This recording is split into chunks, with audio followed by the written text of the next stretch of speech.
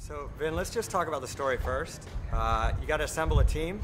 There's a lot at stake here. Yeah. Talk about bringing everybody back to assemble this badass team. There was never a more appropriate time.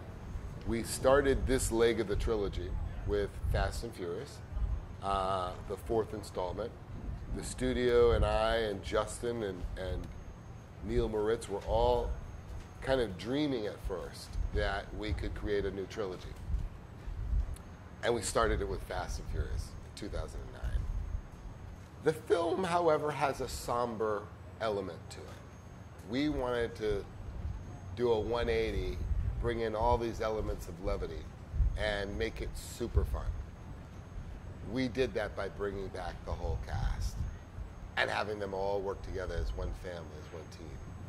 And you and Brian are on the same side now, so that's Finally. What's that like? Because now it's all about family. Now it's all about family.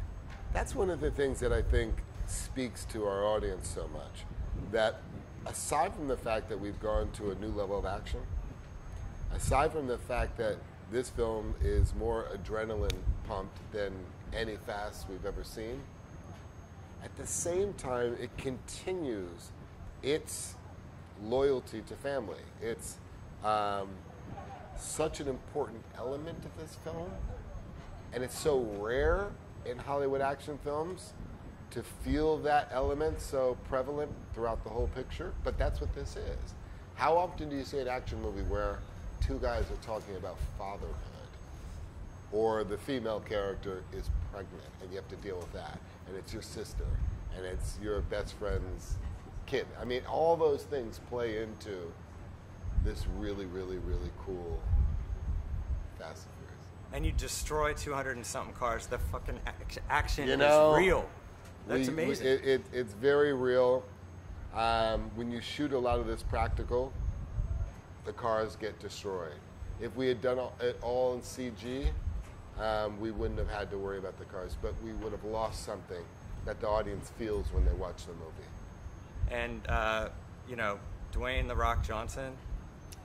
Couldn't have dreamed of a better Hobbs character. We initially designed the role for a Tommy Lee Jones.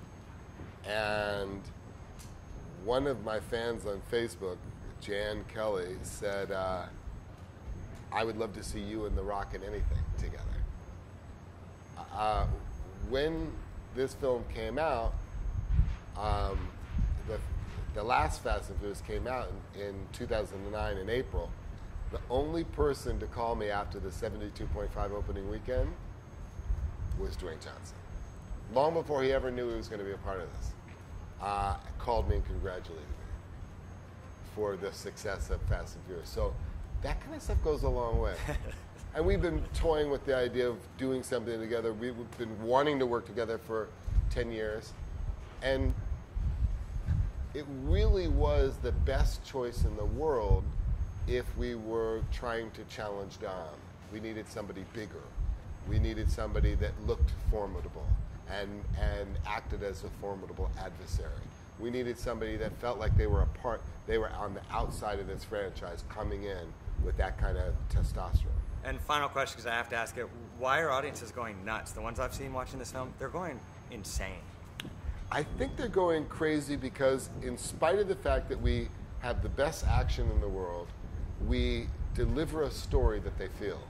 And at the core of all this is a story with characters that they know, that they're on this journey with, that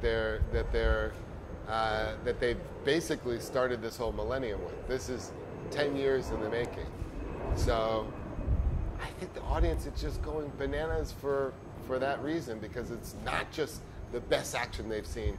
It's not just the fantasy fight that they've been waiting for the last 10 years. At the end of the day, there's a heart to this film that I think translates. I'm just ecstatic that everybody loves this film so much. I mean, you're saying this is the first film that you've ever done an interview on because it's so impactful. Yeah.